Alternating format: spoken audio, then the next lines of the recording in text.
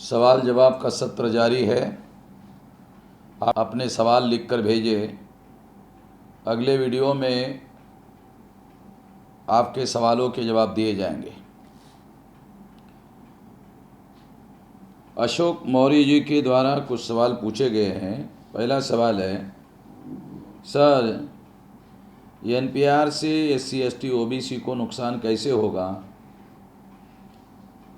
जब आप एनपीआर के द्वारा रजिस्ट्रेशन करने की प्रक्रिया शुरू होगी तो सबसे पहले वो आपके घर में आएंगे और आपको आपके परिवार के लोगों के बारे में, आपके बाप दादाओं के बारे में, आपके पुरखों के बारे में वो जानकारी पूछेंगे। उसके बाप और दादा के जन्म के बारे में, जन्म स्थल के बारे में पूछेंगे और उसे वो रिकॉर्ड कर कर लेके जाएंगे। रिकॉर्ड किया हुई जानकारी लेकर जाने के बाद जब वो रिकॉर्ड की हुई जानकारी लेकर जाएंगे, उस समय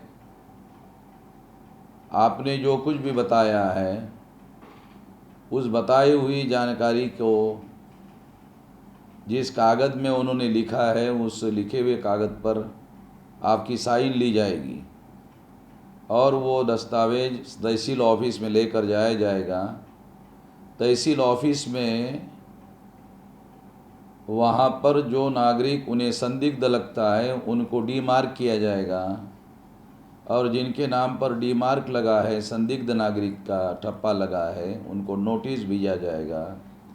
नोटिस भेजकर उनको आपके बाप दादाओं के जन्म प्रमाण पत्र के सबूत मांगे जाएंगे। जब आप सबूत पेश नहीं करेंगे तो आपको विदेशी नागरिक घोषित किया जाएगा।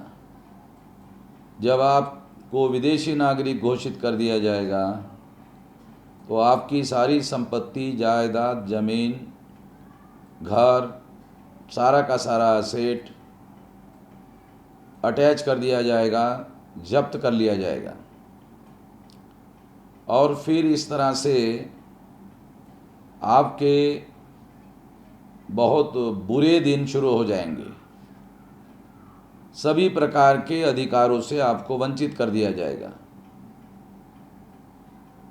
इस हिसाब से ये आज के तारीख की मनुस्मृति है, ऐसे कहा जा सकता है। और ये आसाम में आजमाया गया नुस्खा है। 5 लाख मुसलमानों को नागरिकता के अधिकार से वंचित कर दिया गया और 14,48,000 एससी एसटी ओबीसी को इसके अधिकार से वंचित कर दिया गया। ये मुसलमानों का विरोध करने के नाम पर शुरू किया हुआ कार्यक्रम था और मुसलमानों का विरोध करने के लिए ब्राह्मणों को, एससी एसटी ओबीसी के लोगों ने साथ सहयोग दिया। इसी की सज़ा के तौर पर एससी एसटी ओबीसी के लोगों को ब्राह्मणों ने विदेशी नागरिक घोषित किया। अब वो एससी एसटी ओबीसी के 3 गुना, मुसलमानों से ज़्यादा 3 गुना लोग संकट में फंसे हुए हैं और उसकी कोई भी मदद नहीं की जा रही है। ये सारी जानकारी और इसके सारे दस्तावेजी प्रमाण हमारे पास उपलब्ध है।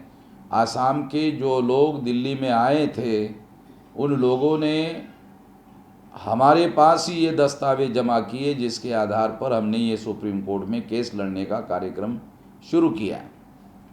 तो ये सारी बातें दस्तावेजों के आधार पर हम कह रहे हैं, इसलिए इसे पूरी गंभीरता से लिया जाए और एनपीआर का बायकॉट आंदोलन अपने अपने इलाके में चलाया जाए। उसके लिए मोहल्ला कमेटियाँ बनाए जाए और मोहल्ला कमेटियों के द्वारा इसे बायकॉट किया जाए और इस मोहल्ला कमेटियों के आंदोलन को ज़्यादा प्रभावशाली तरीके से अमल में लाने के लिए 20 अप्रैल को भारत बंद किया जाए।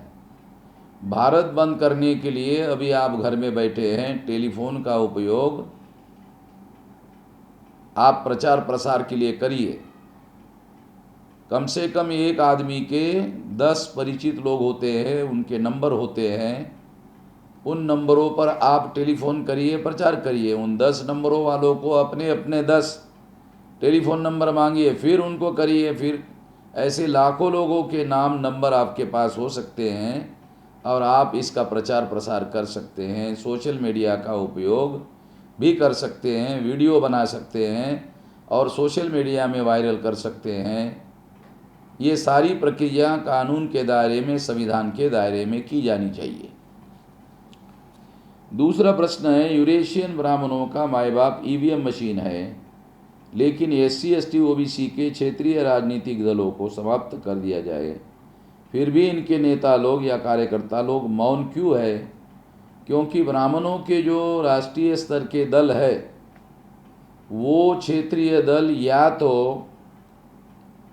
उन राष्ट्रीय दलों के साथ चिपके हुए हैं या उनके साथ मिलजुल कर अपने राज्य में चुनाव लड़ते हैं, और कुछ हद तक उनको भी फ़ायदा होता है शॉर्ट टर्म में। लॉन्ग टर्म में उनके भी दल को समाप्त करने का कार्यक्रम किया जाएगा, ये बात उनको अभी समझ में नहीं आ रही है,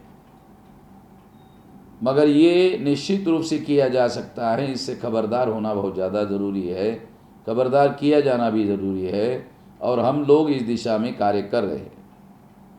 मौर्य साम्राज्य में क्या वास्तव में चाणक्य नाम का कोई ब्राह्मण था? ये कपोल कल्पित ब्राह्मणों की एक कल्पना है, और चाणक्य नाम का आदमी और कैरेक्टर इसलिए खड़ा किया गया ताकि ये प्रचार किया जा सके कि चंद्रगुप्त को चाणक्य ने बनाया है, तो उसका श्रेय ब्राह्मणों को देने के लिए चाणक्य नाम की काल्पनिक कथा गढ़ी गई है। इसका अभी तक कोई सबूत उपलब्ध नहीं हुआ। यह सिर्फ काल्पनिक कहानी बनकर एससी एसटी ओबीसी को भ्रमित करने का कार्य किया जा रहा है। भारतीय संविधान के आधार पर इस देश का नाम इंडिया और भारत है, मगर बहुत सारे राजनीतिक नेता लोग अपनी अपनी भाषण में बार बार हिंदुस्तान कहकर संविधान का अपमान करते हैं। ऐसे नेताओं के ऊपर क्या कोई कानूनी कार्रवाई की जा सकती है? इसके बारे में हाई कोर्ट और सुप्रीम कोर्ट में केस दायर किया जा सकता है। इस देश को इंडिया और भारत ही कहा जाए ऐसा कोई कानून नहीं है, मगर संविधान में ऐसा लिखा हुआ है, तो हाई कोर्ट और सुप्रीम कोर्ट के द्वारा ऐसा कहने वाले लोगों को रोका जा सकता है। सीएम पीएम राहत कोष में पैसा जमा करने से अच्छा है कि गरीबों या ज़रूरतमंद लोगों के बीच में जाकर सहायता करे। क्या यह कार्य करना उचित होगा? अगर आप पीएम सीएम राहत कोष में पैसा देते हैं, ये कोई गैर कानूनी काम नहीं है, मगर इस पैसे से गरीबों को मदद होगी ही ऐसा नहीं कहा जा सकता। अगर आपके पास कोई वैकल्पिक प्लान है गरीबों तक पहुंचाने का, तो ज़्यादा बेहतर तरीका यही है। Mohammad Abdul, sir Modi ji public conference और इंटरव्यू क्यों नहीं देते हैं? क्या पब्लिक को इंटरव्यू के लिए मजबूर किया जा सकता है?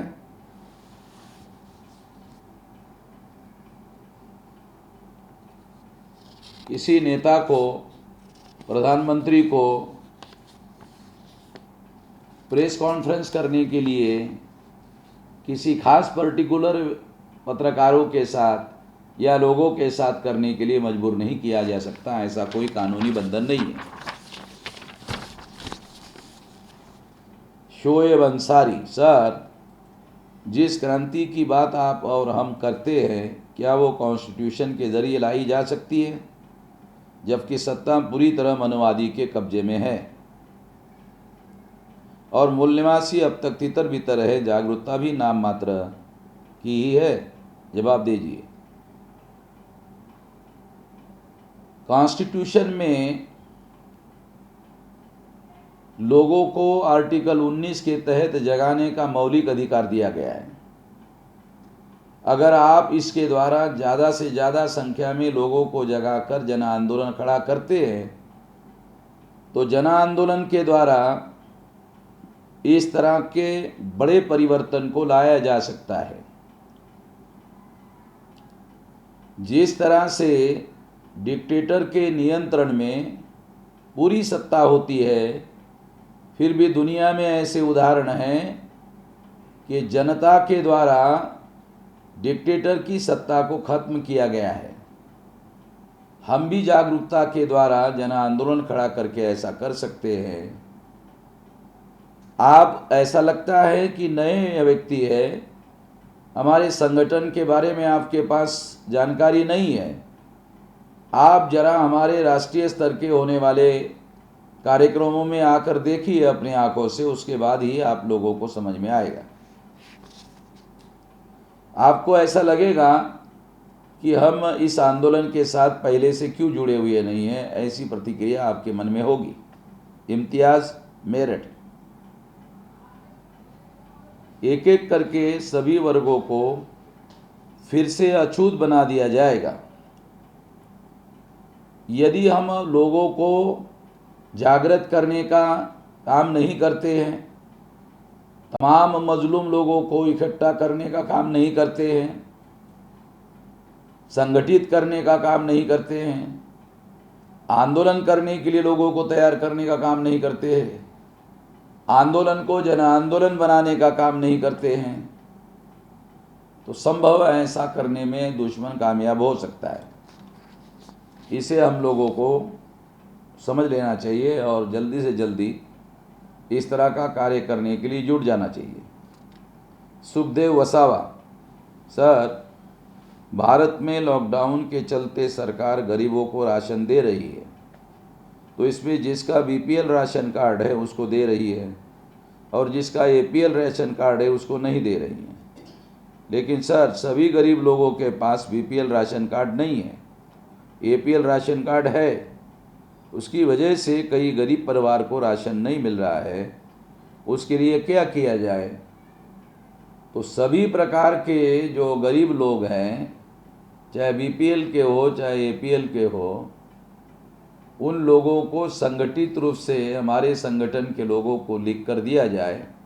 हम प्रशासन वालों के साथ बातचीत करेंगे और बात को आगे बढ़ाएंगे। और अगर प्रशासन के अधिकारी नहीं मानते तो फौरी तौर पर हाई कोर्ट, सुप्रीम कोर्ट में केस दायर करेंगे। उमेश गौतम। सर, मेरा सवाल ये है कि जैसे ओबीसी के नाम पर एक चैनल इलेक्ट्रॉनिक मीडिया में लाया जाए, क्या ऐसा नहीं हो सकता ओबीसी के नाम पर भी लाया जा सकता है और इस तरह का कार्य किया जा सकता है? आने वाले समय में इस पर विचार करेंगे।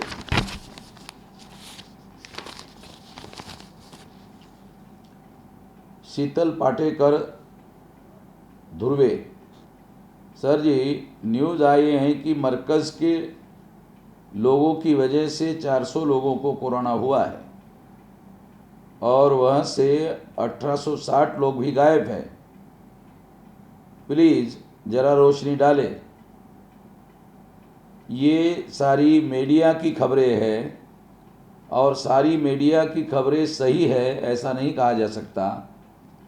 भारत सरकार के द्वारा ये आंकड़ा घोषित नहीं किया गया है, इसलिए ये संदिग्ध आंकड़ा है ऐसा कहा जा सकता है। अमोल लंगारी।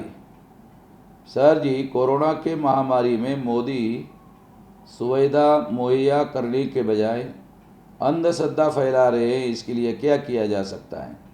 हम हर प्रकार के अंधश्रद्धा के विरोधी है और इस विरोध को जारी रखा जाए और जो काम सही है उसका समर्थन किया जाए।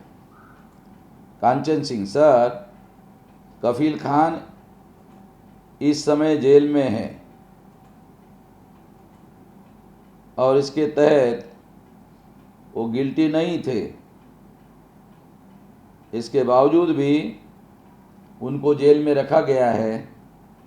ऑर्गेनाइजेशन के तरफ से उनको कोई मदद की जा सकती है, जो की जा सकती है वो हम कर चुके हैं। जयवीर साहेब। आपके संगठनों के पदाधिकारी बसपा और दूसरे संगठनों के लोगों से फेसबुक पर बड़ी बदतमीजी से पेश आते हैं,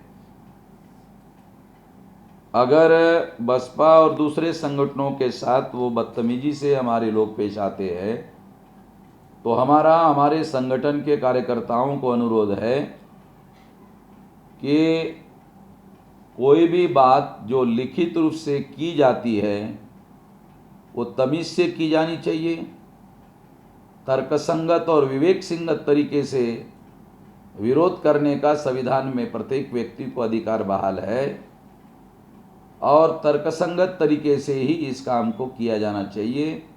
हमने कभी भी हमारे कार्यकर्ताओं को बदतमीज तरीके से किसी का विरोध करने के लिए अनुमति नहीं दी है।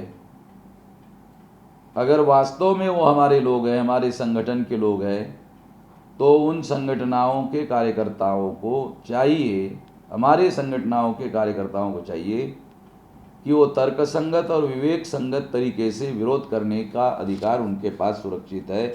ये अधिकार आर्टिकल 19 के तहत बाबा साहब अम्बेडकर ने संविधान में आपको दिया है, उसका उपयोग आप कर सकते हैं।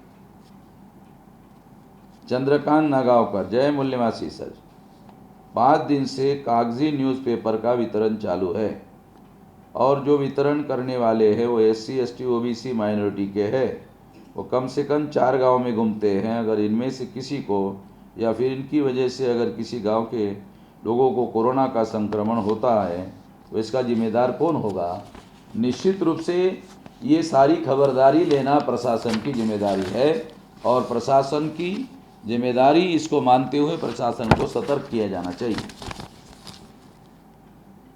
प्रशासन जिसने न्यूज़पेपर को आपातकाल में भी छूट दी है या फिर वो निश्चित रूप से प्रशासन इसके जिम्मेदार माना जाएगा और प्रशासन को सतर्क होकर ये काम करने के लिए वितरण करने की जिम्मेदारी दी जानी चाहिए।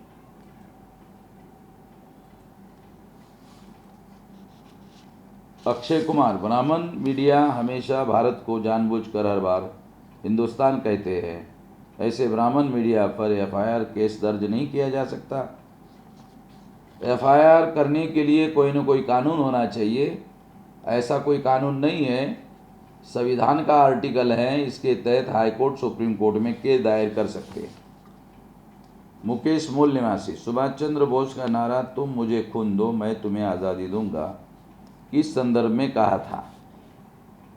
ये सिंगापुर के रेडियो पर जो आज़ाद हिंद फौज उन्होंने बनाई थी, वो फौज के लोगों को प्रोत्साहित करने के लिए, उत्साहित करने के लिए ये नारा लगाया था, ताकि सिंगापुर के द्वारा वहाँ से आज़ाद हिंद फौज के लोग भारत में घुस सके और भारत के लोग उनको साथ सहयोग कर सके।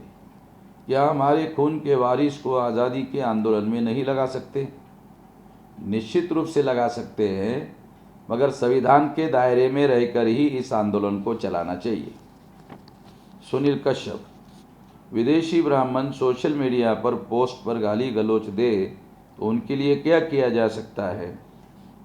कानूनी दायरे में रहकर कार्रवाई कर सकते हैं। उन्हें भी गाली दिया जाए, गाली देना सही नहीं है। या कानूनी लड़ाई लड़ी जा सकती है, कानूनी लड़ाई लड़ी जा सकती है, यदि है तो कैसे? दूसरी बात, यदि विदेशी ब्राह्मण किसी दूसरे प्रदेश का हो तो उनके लिए क्या और किया जा सकता है? कानूनी लड़ाई भारत में किसी भी राज्य में लड़ी जा सकती है। अरविंद भालाधरे,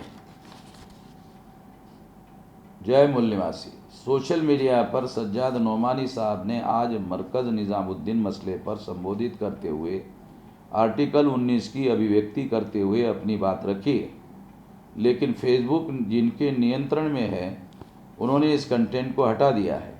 यह पहली बार ऐसा नहीं हुआ है, कई बार ऐसा है। जो कंटेंट हटा दिया जाता है जिससे मूल निवासी प्रवक्ताओं द्वारा जनहित में कही गई बात या संदेश हम तक नहीं पहुंच पाता, इस मसले पर आप बहुजन क्रांति मोर्चा और इंडियन लॉयर एसोसिएशन की क्या भूमिका होगी? अगर फेसबुक ने ऐसा कंटेंट हटा दिया है, इसके बारे में हमारे पास कोई जानकारी नहीं है। जानकारी लेने के बाद इसके बारे में आपको बताएंगे। मिराज खालिक, बहुजन अभी भी मानसिक रूप से ब्राह्मणों के गुलाम बने हुए हैं, जो हम लोगों का आर्थिक दोहन करता है। कुछ कीजिए। हम लोग 43 ईयर से इसी काम को करने में लगे हुए हैं, आपको करने की ज़रूरत है।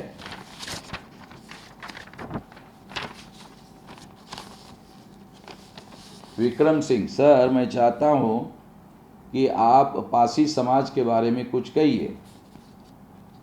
पासी ज़्यादातर उत्तर प्रदेश, मध्य प्रदेश, उत्तर प्रदेश और बिहार और झारखंड और कुछ हद तक बंगाल में पाए जाते हैं। दूसरा, पासी जाति के जो लोग हैं वो नाग लोग हैं, नागवंशी लोग हैं। और जो मौर्य साम्राज्य था वो नागवंशी लोगों का ही था। बाद के समय में नागवंशियों को ही हजारों जातियों में ब्राह्मणों के द्वारा बांटा गया है। ये बात हमको समझनी चाहिए और इस बात को आने वाले समय में इस बात का ज़्यादा से ज़्यादा प्रचार करना चाहिए। यश वासनिक, सर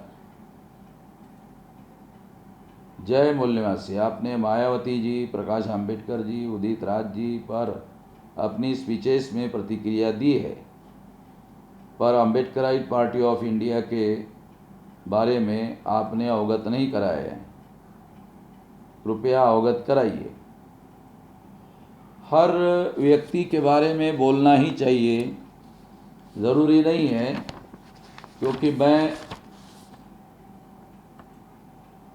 इस बात को तर्कसंगत नहीं मानता कि हर व्यक्ति के बारे में कहा ही जाए। डीएम बौद्ध, बुद्ध का जन्म हुआ और उनके नामकरण क्यों हिंदू धर्म विधि द्वारा किया गया था?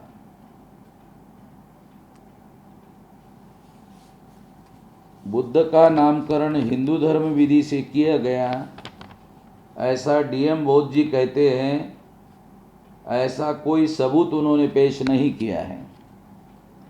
उनके जन्म के समय में एक ब्राह्मण ऋषि ने कहा कि बौद्ध बड़े होकर सन्यासी बनेंगे, तो क्या ये सच है? ये राशि भविष्य देखने वाला ब्राह्मण था, उसकी बात जन्म के रेफरेंस में आई हुई है। एक बात हम लोगों को समझ में आना चाहिए कि बुद्ध जन्म से बुद्ध नहीं थे।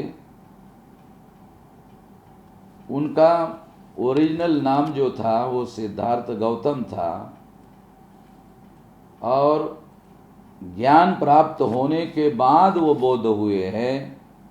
उनके पहले वो बौद्ध थे ऐसा नहीं कहा जा सकता।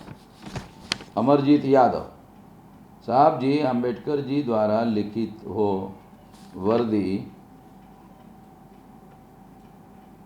जो किताब है, शूद्र के अनुसार शूद्र हारे हुए क्षत्रिय है, जिनका कि हुक्का पानी बंद करके, उपनयन संस्कार बंद करके सामाजिक रूप से बहिष्कार कर दिया गया था। क्या ये बात सही है? बाबा साहब आम्बेडकर ने शूद्र पूर्वी के कौन थे उस ग्रंथ में उन्होंने ये लिखने का प्रयास किया है, और अभी तक किसी ने इस बात को गलत साबित नहीं किया है। दोबारा एक बार आपको कमेंट बॉक्स में अपने सवाल पूछने के लिए अनुरोध है। अगले वीडियो में उसका जवाब दिया जाएगा।